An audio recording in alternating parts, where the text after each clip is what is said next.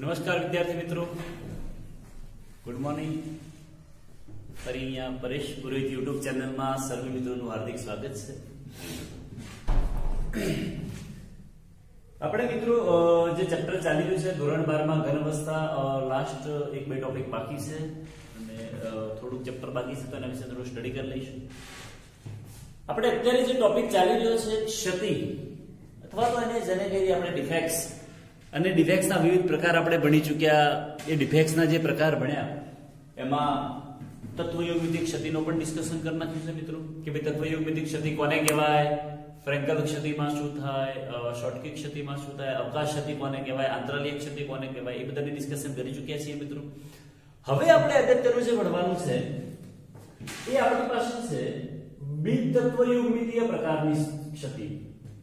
બિન તત્વયોગમિતીય ક્ષતિ, બિન તત્વયોગમિતીય પ્રકારની ક્ષતિ છે, અથવા તો એને કેવું હોય તો નોન સ્ટોઇકિયોમેટ્રિક ડિફેક્ટ તરીકે ઓળખવામાં આવે. તો આવી જે બિન તત્વયોગમિતિ પ્રકારની ક્ષતિ હોય એમાં આમ તો મુખ્ય બે પ્રકાર થઈ શકાય. આપણે પહેલા પણ ડિસ્કસ, આમ તો ત્રણ પ્રકાર, મુખ્ય બે પ્રકાર છે. એક કહી દઈએ ધાતુ વધારો ક્ષતિ, એક આવશે ધાતુ વધારો ક્ષતિ અને બીજી આવશે ધાતુ ઉણપ ક્ષતિ. આવા બે પ્રકાર આવશે. તો બંનેને થોડા ડિટેલમાં આપણે જોઈ લઈશું કે ધાતુ વધારો ક્ષતિમાં શું થાય છે, ધાતુ ઉણપ ક્ષતિમાં શું થાય, ધાતુ વધારો ક્ષતિ ક્યાં ક્યાં જોવા મળે છે, ધાતુ ઉણપ ક્ષતિ શેમાં જોવા મળે, એના વિશે આપણે ડિસ્કશન કરવાની છે. તો પહેલી આપણે એવી ચર્ચા કરી કે ધાતુ વધારો ક્ષતિ કોને કહેવાય. પ્રશ્ન છે ધાતુ વધારો ક્ષતિ. તો જનરલી તમે વિચારી શકો કે જે કોઈ સ્ફટિક હોય અને સ્ફટિકમાં ધાતુનું પ્રમાણ વધી જતું હોય એ કોની સાપેક્ષમાં, તો બાકીના ઓક્સાઇડ અથવા જનરલી ચલો એક્ઝામ્પલથી સમજી એટલે વધારે ક્લિયર થશે. તો પહેલું આપણે સમજવા જઈ રહ્યા છીએ ધાતુ વધારો ક્ષતિ. તો ધાતુ વધારો ક્ષતિમાં થાય શું, અને ધાતુ વધારો ક્ષતિ પણ પાછી બે પ્રકારે થાય છે. તો એમાં પહેલી જે ધાતુ વધારો ક્ષતિ છે એવું કહી દઈએ આપણે એનાયન અવકાશને લીધે ઉદ્ભવતી ધાતુ વધારો ક્ષતિ. એનાયન અવકાશને લીધે ઉદ્ભવતી ધાતુ વધારો ક્ષતિ. તો એનાયન અવકાશને લીધે કઈ રીતે ધાતુ વધારો ક્ષતિ ઉદ્ભવે છે અથવા એમાં શું થાય છે એની ડિસ્કશન કરી લઈએ. અને સામાન્ય રીતે એવું કહેવાય છે કે આવી જે એનાયન અવકાશને લીધે ઉદ્ભવતી ક્ષતિ જે છે એ સામાન્ય રીતે એવું કહેવાય છે કે આલ્કલી હેલાઇડ સંયોજનમાં જોવા મળે છે. આ પ્રકારની ક્ષતિ એ મોટે ભાગે આલ્કલી હેલાઇડ સંયોજનોમાં જોવા મળે છે. એક્ઝામ્પલ તરીકે આલ્કલી હેલાઇડ, આલ્કલી એટલે એવું કહેવાય સમૂહ એકના તત્વો, અને એ સમૂહ એકના તત્વો હેલાઇડ હોય એમાં એવું પણ કહી શકાય NaCl માં જોવા મળે, KCl માં જોવા મળશે, પછી લિથિયમ ક્લોરાઇડ માં જોવા મળે. સામાન્ય રીતે આવા પ્રકારના હેલાઇડ સંયોજનમાં જોવા મળે છે. ઓકે, તો આ આયનાયન અવકાશને લીધે ઉદ્ભવતી ક્ષતિ છે શું, અથવા ધાતુ વધારો ક્ષતિ કઈ રીતે જોવા મળે છે, તો એનું એક એક્ઝામ્પલ સમજી લઈએ. ધારો કે ચલો આપણે NaCl દ્વારા સમજીએ. તો NaCl માં શું થાય કે NaCl આખું જે સ્ફટિક હોય એમાં ધનાયન અને ઋણાયન જનરલી એકાંતરે ગોઠવાયેલા હોય. આપણે કોઈ કહીએ કે ચલો ભાઈ એક પોઝિટિવ આયન છે અથવા તો Na+ આયન છે, એની બાજુમાં નેગેટિવ આયન છે, બાજુમાં ફરી પોઝિટિવ આયન છે, ફરી નેગેટિવ આયન, પોઝિટિવ, અહીંયા પોઝિટિવ છે તો ચલો negative, positive, negative, positive, negative. આ નેગેટિવ તરત પછી પોઝિટિવ આવશે, બાજુમાં નેગેટિવ, પોઝિટિવ, નેગેટિવ, પોઝિટિવ. આ પ્રકારનું બંધારણ બનેલું છે જે કોઈ આયનીય પદાર્થ છે. એ પછી NaCl પણ હોઈ શકે, KCl પણ હોઈ શકે અથવા LiCl પણ હોઈ શકે. તો જનરલી શું થાય કે ધાતુ વધારો ક્ષતિમાં શું થશે કે કોઈ એક ઋણ આયન, એક અથવા એક કરતા વધારે સંખ્યામાં ઋણ આયન દૂર થશે. ધ્યાનથી સાંભળો, ધાતુ વધારો ક્ષતિમાં શું થાય. ધાતુ વધારો ક્ષતિમાં હંમેશા યાદ રાખવાનું કે ધારો કે આપણે વિચારીએ કે આ આપણો એક સ્ફટિક છે, એક આયનીય સ્ફટિક છે, અને એ આયનીય સ્ફટિકમાં કોઈ અહીંથી ઋણ આયન દૂર થાય છે. આપણે વિચારીએ અથવા તો વિચારીએ ચલો કે અહીંથી વચ્ચેથી સેન્ટરમાંથી આપણને ઋણ આયન દૂર થાય છે. તો ઋણ આયન જો દૂર થતો હોય તો પેલા ધન આયનની સંખ્યા એટલે ઋણ આયનની સાપેક્ષમાં વધી જાય. આ ધન આયનની સંખ્યા અત્યારે તમે ગણી શકો છો 1 2 3 4 5 6 7 8 ધન આયન છે અને એની સાપેક્ષમાં 7 ઋણ આયન છે. જરા ધન આયન જનરલી યાદ રાખજો કે આવા આયનીય સંયોજનમાં જે ધન આયન હોય એ મોટે ભાગે ધાતુ હશે. મોટે ભાગે આપણે જે ધન આયન હોય એ શું હશે, ધાતુ હશે, અને ઋણ આયન હોય એ અધાતુ હોય. તો અહીંયા તમારો ઋણ આયન એટલે કે પેલો અધાતુ Cl- વગેરે દૂર થયેલ છે. તો જો ઋણ આયન દૂર થાય તો પેલા ધન આયનનું પ્રમાણ એ ઋણ આયનની સાપેક્ષમાં વધી જાય છે. અને જો ધનાયનનું પ્રમાણ એ પેલા ઋણાયનની સાપેક્ષમાં વધી જાય છે મિત્રો, તો એવી ક્ષતિને કહેવાય ધાતુ વધારો ક્ષતિ. પણ પ્રશ્ન એ થાય કે આવું થાય છે કેમ? તો ધારો કે આપણે NaCl કે KCl હોય કે LiCl હોય, તો જ્યારે પણ એક્ઝામ્પલ તરીકે આપણે એવું લઈ લઈએ કે NaCl નો સ્ફટિક આપણે લીધેલો છે, તો આ NaCl નો જે સ્ફટિક છે એ NaCl ના સ્ફટિકને એ NaCl માં જે ધાતુ છે, ધારો કે NaCl માં સોડિયમ ધાતુ છે, તો સોડિયમની બાષ્પની હાજરીમાં ગરમ કરવામાં આવે. સોડિયમની બાષ્પની હાજરીમાં એને ગરમ કરવું. સોડિયમની બાષ્પની હાજરીમાં અહીંયા આજુબાજુ બધે તમે જોશો ને તો અહીંયા બધી જગ્યાએ મિત્રો સોડિયમની બાષ્પ હશે. આજુબાજુમાં બધી જગ્યાએ સોડિયમની બાષ્પ હશે. આ ધ્યાનમાં રાખવાનું. ઓકે, અહીંયા આજુબાજુ શું હશે? સોડિયમની બાષ્પ હશે. જો કદાચ તમે KCl લો તો પોટેશિયમની બાષ્પ લેવાની, LiCl લો તો લિથિયમની બાષ્પ લેવાની. જે આલ્કલી હેલાઇડ લો છો એમાં જે ધાતુ હાજર છે એ ધાતુની બાષ્પની હાજરીમાં એને ગરમ કરવું. હવે શું થાય? તમે ગરમ કરો છો તો ગરમ કરવાને કારણે આ જે સોડિયમ છે એનું રૂપાંતર પણ શેમાં થશે? સોડિયમ પ્લસમાં થશે અને એક ઇલેક્ટ્રોન મુક્ત થશે એમાંથી. આ જે બાષ્પનો સોડિયમ છે એનું રૂપાંતર Na+ માં થાય, ઇલેક્ટ્રોન શું થાય? મુક્ત થાય. આ જ સમયે જેમ જેમ સપાટી પર પેલા Na+ વધતા જશે સોડિયમમાંથી, એટલે અંદરનો પેલો જે Cl- છે, અહીંયા ધારો કે Cl- હતો સપાટી પર આવી જાય, તો અહીંનો Cl- અને Na+ ભેગા થઈ અને સપાટી પર ફરી પાછા નવા શું વધતા જશે? NaCl વધતા જશે. શું વધતા જાય મિત્રો? NaCl. પણ એની સાથે સાથે તમે અહીંયા જોઈ શકો કે અહીંયા આપણે અવકાશ જોવા મળે છે. શું જોવા મળે છે મિત્રો? અવકાશ. અને આ અવકાશ શેના કારણે રચાયું છે? તો પેલો ઋણાયન દૂર થવાને કારણે. કયું કહેવાય? એનાયન દૂર થવાને કારણે. એટલા માટે કહેવાય એને એનાયન અવકાશને લીધે ઉદ્ભવતી ધાતુ વધારો ક્ષતિ.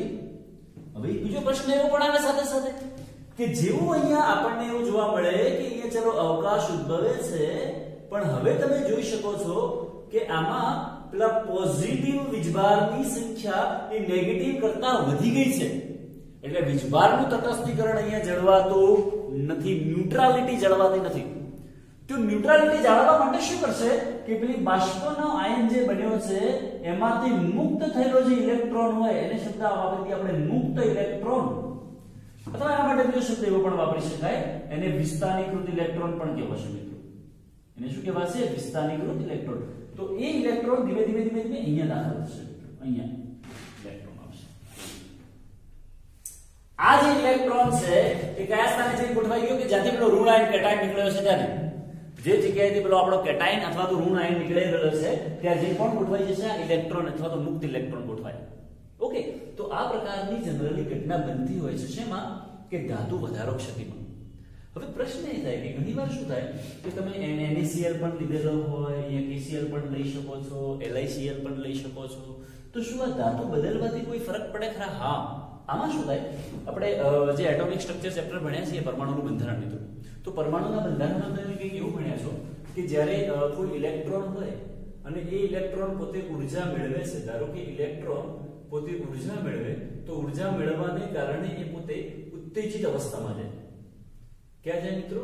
ઉત્તેજિત અવસ્થામાં. ઉત્તેજિત અવસ્થામાંથી ધરા અવસ્થામાં જ્યારે પાછા ફરે છે, તો ઉત્તેજિત અવસ્થામાંથી ધરા અવસ્થામાં પાછા ફરતી વખતે એમાંથી યોગ્ય તરંગ લંબાઈ ધરાવતા વિકિરણનું ઉત્સર્જન કરે છે. જ્યારે પહેલા ઇલેક્ટ્રોન ઉત્તેજિત અવસ્થામાં જાય અને ઉત્તેજિત અવસ્થામાંથી ધરા અવસ્થામાં આવે, તો જ્યારે ઉત્તેજિત અવસ્થામાંથી ધરા અવસ્થામાં આવે છે એ વખતે એ યોગ્ય તરંગ લંબાઈ હોય એટલે એના સાથે વિવિધ પ્રકારના રંગ હોય, તો વિવિધ અથવા યોગ્ય રંગ ધરાવતું વિકિરણનું ઉત્સર્જન કરે છે, જેના કારણેથી અને આમાં શું થશે એ આપણે આમાં સમજીએ. ધારો કે આપણી પાસે NaCl નો સ્ફટિક છે. હવે તમે એને ગરમ કરો છો એટલે આ અંદર રહેલો જે પોતે ઇલેક્ટ્રોન છે, આ ઇલેક્ટ્રોન પોતે ઉર્જા મેળવે છે. ઉર્જા મેળવીને ક્યાં જાય? તો પોતાની ઉત્તેજિત અવસ્થામાં, એટલે નેક્સ્ટ લેયરમાં જશે. અને જેવું પોતે ઉર્જા ગુમાવીને ધરા અવસ્થામાં પાછો આવે છે એટલે વિવિધ રંગનું ઉત્સર્જન કરે છે. એટલા માટે થઈ અને આ જે જગ્યાએ પેલો ઇલેક્ટ્રોન જઈને ગોઠવાય છે એને રંગ કેન્દ્ર તરીકે પણ ઓળખવામાં આવે છે, અથવા એને કેવું હોય તો F કેન્દ્ર તરીકે પણ ઓળખવામાં આવે છે. F સેન્ટર કહેવાય, ફર્બેન-ઝેન્ટર સેન્ટર કહેવાય. આ F નો મતલબ એવો થાય મિત્રો કે એને ફર્બેન-ઝેન્ટર સેન્ટર તરીકે ઓળખવામાં આવે. ફર્બેન-ઝેન્ટર હવે ફોર્બેન્ઝીન્ટર, તો યાદ રાખી શકાય ફોર્બેન્ઝીન્ટર, ફોર્બેન્ઝેન્ટર. તો ફોર્બેન્ઝેન્ટર સેન્ટર જે F કેન્દ્ર છે જેને રંગ કેન્દ્ર કહેવાય, એ રંગ એટલા માટે દેખાડે છે કે એ એનાયન અવકાશમાં રહેલો ઇલેક્ટ્રોન પોતે બહારથી ઉર્જા મેળવે છે અને ઉત્તેજિત અવસ્થામાં જઈને પાછો જ્યારે ધરા અવસ્થામાં આવે છે ત્યારે યોગ્ય તરંગ લંબાઈ ધરાવતા વિકિરણનું ઉત્સર્જન કરે છે જેની સાથે રંગ સંકળાયેલો હોય છે. હવે અલ્ટિમેટલી થયું શું કે અલ્ટિમેટલી એ થાય છે કે આમાં પેલા ધન આયનની સંખ્યા એ ઋણ આયનની સાપેક્ષમાં વધારે છે અને ધન આયન એટલે આપણે શું હોય, ધાતુ હોય. એટલા માટે આ પ્રકારની ક્ષતિને કઈ ક્ષતિ કહેવાય, ધાતુ વધારો ક્ષતિ તરીકે ઓળખવામાં આવે છે. તો સામાન્ય રીતે જ્યારે આપણે ધાતુ વધારો ક્ષતિની વાત કરતા હોઈએ મિત્રો, તો દરેક વખતે રંગ અલગ અલગ હોય. NaCl હોય તો રંગ અલગ હોય, KCl હોય તો અલગ રંગ દેખાડશે, તમને ધાતુ બદલાઈ જાય છે અને ધાતુ કારણે વિવિધ પ્રકારના રંગ જોવા મળે છે, જેની આપણે ડિસ્કશન કરીએ મિત્રો. તો હવે જે ઇમ્પોર્ટન્ટ વસ્તુ છે ધાતુ વધારો ક્ષતિમાં, તો યાદ રાખજો ખાસ કે સામાન્ય રીતે આપણે પહેલા એવું કીધું છે કે એનાયન અવકાશ આલ્કલી હેલાઇડ સંયોજનોમાં જોવા મળશે. બીજા કેટલાક ઇમ્પોર્ટન્ટ પોઈન્ટ્સ લખી દઈએ ના, તો બીજા ઇમ્પોર્ટન્ટ પોઈન્ટ્સમાં એવું પણ કહી શકાય કે સામાન્ય રીતે આલ્કલી હેલાઇડને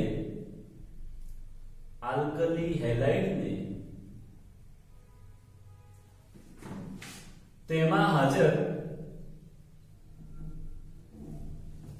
ધાતુની બાષ્પની હાજરીમાં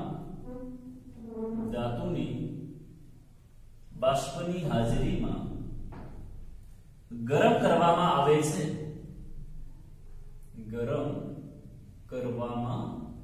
છે. આ યાદ રાખજો ને, ગરમ કરવામાં તો આવે છે, પણ કઈ રીતે ગરમ કરવામાં આવે, એ જે તમે સંયોજન લીધું હોય એમાં જે ધાતુ હાજર હોય એની બાષ્પની હાજરીમાં ગરમ કરવામાં આવે છે. તો ત્યારબાદ શું થાય કે આલ્કલી હેલાઇડમાંથી ઋણ આયન અથવા તો એનાયન દૂર થઈને સપાટી પર જમા થાય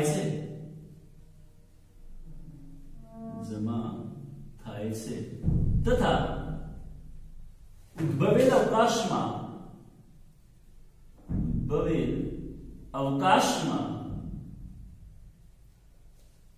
ઇલેક્ટ્રોન આવીને ગોઠવાય છે.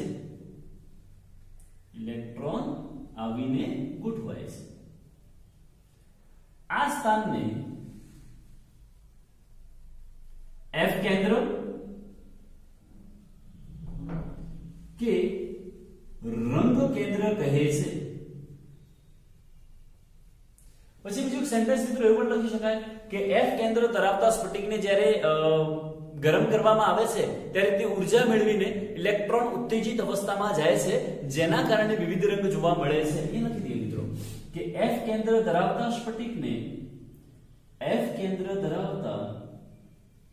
સ્ફટિકને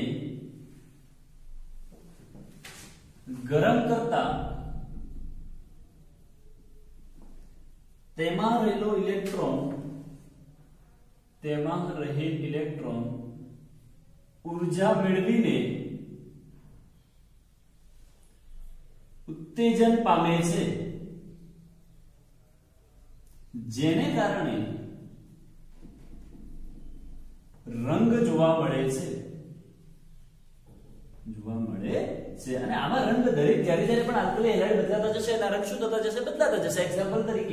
એક્ઝામ્પલ તરીકે આપણી પાસે જો NaCl તમે રાખો તો NaCl માં આ પ્રકારે પીળો રંગ જોવા મળે છે. આ યાદ રાખજો મિત્રો, MCQ માં પૂછાઈ શકે છે કે NaCl ના સ્ફટિકમાં જ્યારે ધાતુ વધારો ક્ષતિ જોવા મળે છે ત્યારે કયો રંગ જોવા મળે છે, તો યાદ રાખજો પીળો રંગ હોય. જો તમે KCl નો સ્ફટિક લો છો મિત્રો તો KCl માં જાંબલી રંગ જોવા મળે. જો તમે LiCl નો સ્ફટિક લો છો તો LiCl માં આછો ગુલાબી રંગ જોવા મળશે. તો તમે જોઈ શકો છો કે દરેક સ્ફટિકમાં જોવા મળતા રંગ એ સમાન હોતા નથી. અહીંયા યાદ રાખજો ખાસ F સેન્ટર અથવા F કેન્દ્ર જેને રંગીન કેન્દ્ર કહેવાય, અને એ રંગીન કેન્દ્ર એ વિવિધ પ્રકારના રંગ માટે જવાબદાર છે. ફરી યાદ રાખજો કે દરેકના રંગ સરખા નથી, દરેકના રંગ અલગ અલગ છે. ઓકે, તો હવે બીજું એવું પણ થઈ શકે ને કે આ શું F કેન્દ્રની સંખ્યા એક જ હોય, તો ના એવું જરૂરી નથી કે એક કેન્દ્ર એક જ હોય. F કેન્દ્ર એક પણ હોઈ શકે, એક કરતા વધારે પણ હોઈ શકે. જેટલા બધા એનાયન દૂર થયા હશે એની જગ્યાએ ઇલેક્ટ્રોન ગોઠવાતો જશે એટલા F કેન્દ્ર રચાતો જશે. હા, પણ જો f કેન્દ્રોની સંખ્યા વધારે છે તો પેલો રંગ જે છે વધારે ને વધારે ઘટ્ટો બનતો જશે, વધારે ને વધારે ડાર્ક બનશે, જેટલો વધારે રંગીન બનતો જશે. અને આખો આ જે સ્ફટિક ધારો કે NaCl નો સ્ફટિક છે તો માત્ર આ f કેન્દ્રના કારણે આખા સ્ફટિકમાં રંગ જોવા મળે. પણ જેમ જેમ f કેન્દ્રો વધતા જશે એનો રંગની તીવ્રતા આખા સ્ફટિકમાં શું થતી જાય? વધતી જાય. તો આ પ્રકારની ક્ષતિને ધાતુ વધારો ક્ષતિ કહે છે. અને એ પણ શેના કારણે? તો એનાયન અવકાશને લીધે ઉદ્ભવતી ધાતુ. ઘણીવાર એવું પણ હોય આ જે સ્થાન હોય ને એને સ્ફટિક લેટિસ કહેવાય, કે જે જગ્યાએ પેલા આપણા ધનાયન અને ઋણાયન ગોઠવાયેલા હોય એ સ્થાનને સ્ફટિક લેટિસ કહેવાય. તો સ્ફટિક લેટિસમાં ઉદ્ભવતા અવકાશ ને જગ્યાએ ગોઠવાયેલા ઇલેક્ટ્રોનને કારણે ઉદ્ભવતી ક્ષતિ અથવા તો ધાતુ વધારો ક્ષતિ પણ કેવું હોય તો કહી શકાય. તો એકદમ સિમ્પલ અને સરળ છે. ફટાફટ નોટબુકમાં નોટ ડાઉન કરી લો. આપણે ધાતુ વધારો ક્ષતિ ભણી રહ્યા છીએ, જેનો એક પ્રકાર ભણ્યો, બીજો પ્રકાર ભણવાનો બાકી છે. તો ફટાફટ એને નોટબુકમાં નોટ ડાઉન કરી લો.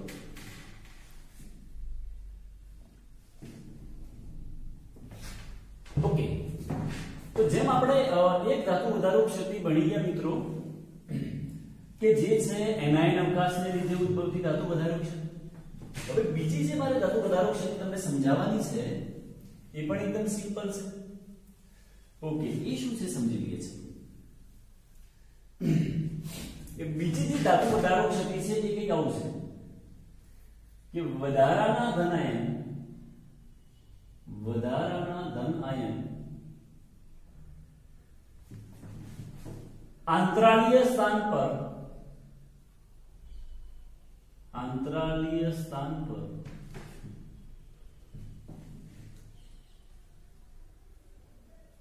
ગોઠવાવાને કારણે ઉદ્ભવતી ધાતુ વધારો ક્ષતિ.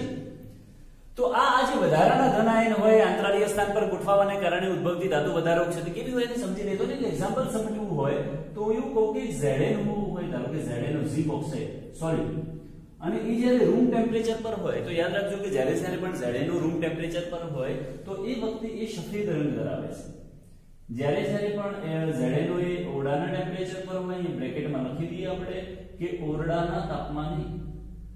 તો ઓરડાના તાપમાને હંમેશા યાદ રાખજો કે આ જે Zn હોય એ સફેદ રંગનો હોય છે.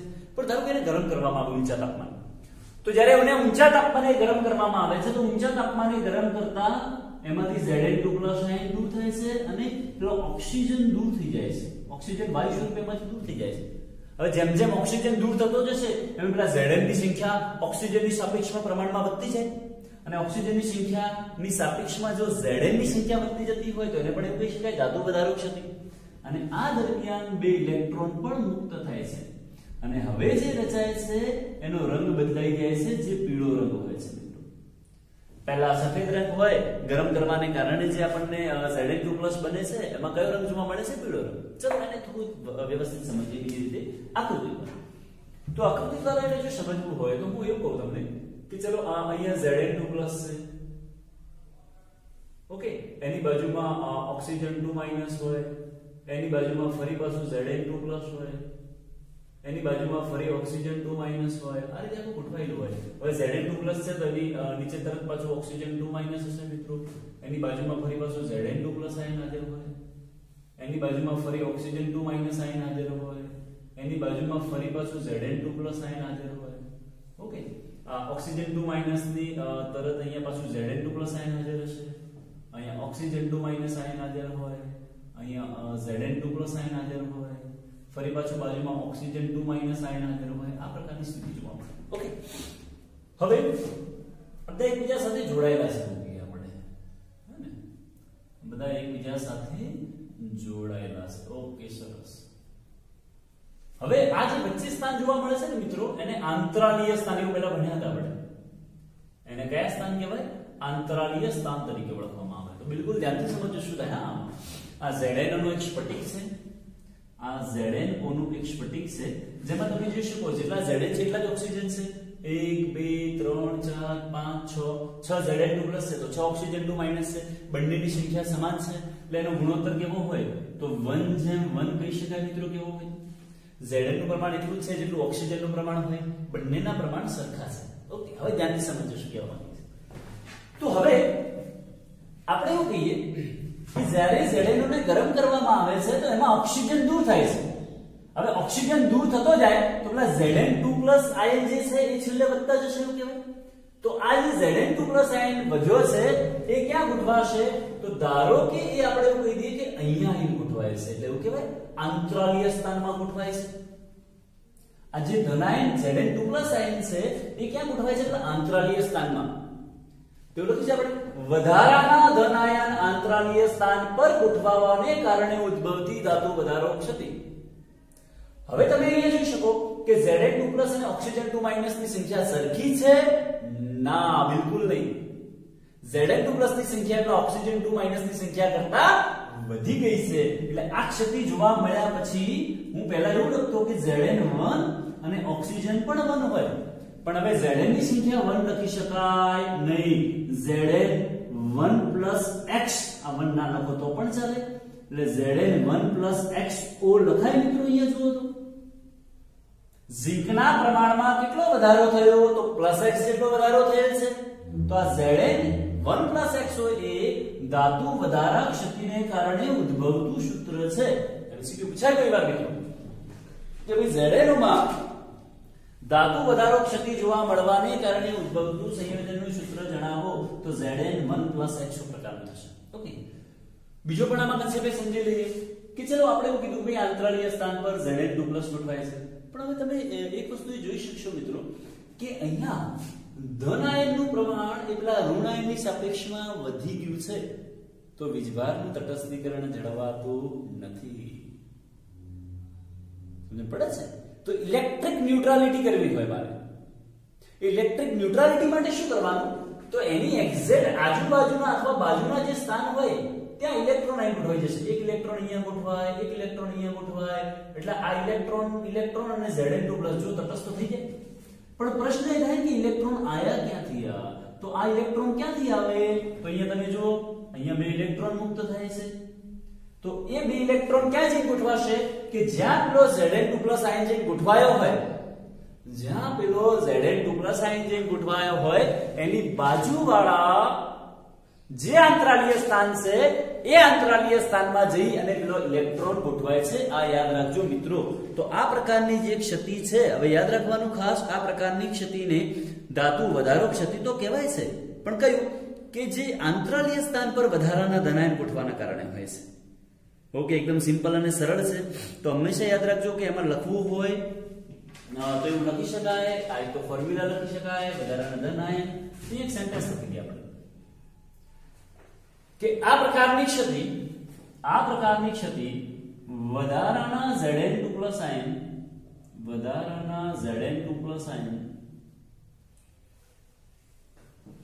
આંતરાલીય સ્થાનમાં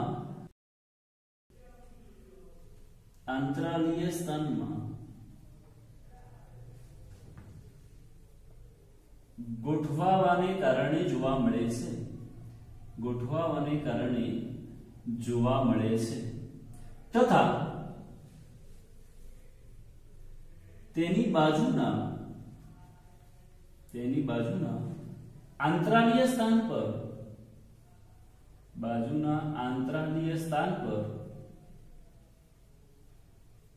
ઇલેક્ટ્રોન ગોઠવાય છે.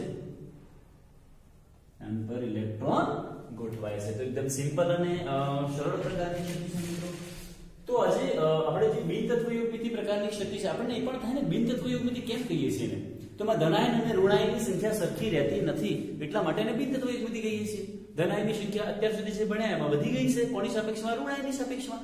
એટલે ધનાયન અને ઋણાયનની સંખ્યા પૂર્ણાંક હશે નહીં. ઓકે, એક બીજું એવું પણ કહી શકાય કે આપણે એક ભણ્યા એનાયન અવકાશને લીધે ઉદ્ભવતી ધાતુ વધારો ક્ષતિ અને બીજી વધારાના ધનાયન આંતરાલીય સ્થાન પર ગોઠવાવાને કારણે. તો ફરી બાજુમાં આકૃતિ દોરી નાખો. આ એનાયન અવકાશને લીધે આપણે એમ કહેતા હતા પોઝિટિવ હોય, નેગેટિવ હોય, પોઝિટિવ નેગેટિવ પોઝિટિવ, ચલો negative positive negative positive negative, અહીંયા પોઝિટિવ આવશે, નેગેટિવ પોઝિટિવ નેગેટિવ પોઝિટિવ.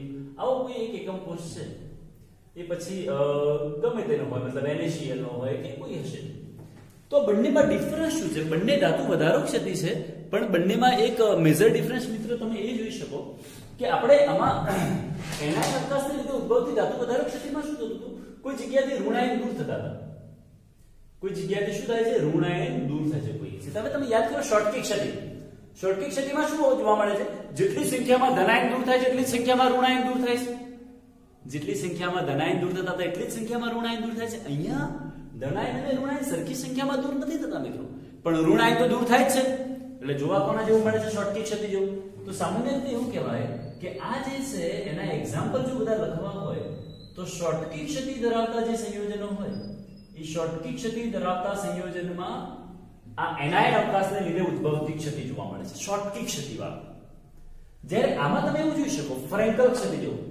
ફ્રેન્કલ ક્ષતિમાં શું થતું હતું મિત્રો કે સામાન્ય રીતે ફ્રેન્કલ ક્ષતિ એ ધનાયન અને ઋણાયનના કદ સમાન હોતા નથી. નાના કદનો ધનાયન પોતાનું મૂળ સ્થાન છોડીને બીજા સ્થાને જઈને ગોઠવાય છે, પોતાનું મૂળ સ્થાન છોડીને બીજા આંતરાલીય સ્થાન પર જઈને ગોઠવાય છે. તો અહીંયા એવું જ બને છે, અહીંયા વધારાનું ધનાયન અંદર અહીં ગોઠવાઈ જાય છે. એટલે આનું જે સ્ટ્રક્ચર છે એ ફ્રેન્કલ ક્ષતિ જોવા મળે છે. તો આના એક્ઝામ્પલ્સમાં મારે કહેવું હોય તો સામાન્ય રીતે આના જે બધા એક્ઝામ્પલ હોય એ ફ્રેન્કલ ક્ષતિ ધરાવતા સંયોજનો ધરાવતા જે સંયોજનો છે એ બધા જ સંયોજનો એ વધારાના ધનાયન આંતરાલીય સ્થાન પર ગોઠવવાને કારણે ઉદ્ભવતી ધાતુ વધારો ક્ષતિ દર્શાવી શકે છે. તો આઈ હોપ કે સિમ્પલ છે અને તમે સારી રીતે વ્યવસ્થિત રીતે એને સમજી પણ શક્યા હશો. ધાતુ વધારો ક્ષતિ પૂરી થઈ ગઈ છે મિત્રો. હવે આપણે ખાલી ધાતુ ઉણપ ક્ષતિ અને અશુદ્ધિ ક્ષતિ આ બે ટોપિક બાકી છે, એટલે આપણો ક્ષતિવાળો પોર્શન પૂરો થઈ જાય છે. ઓકે, તો બધા જ ટોપિક એવા છે કે જે યાદ રાખવાના છે, તો એને વ્યવસ્થિત તૈયાર કરજો, યાદ રાખજો, એક્ઝામ્પલ્સ યાદ રાખજો. Okay, thank you.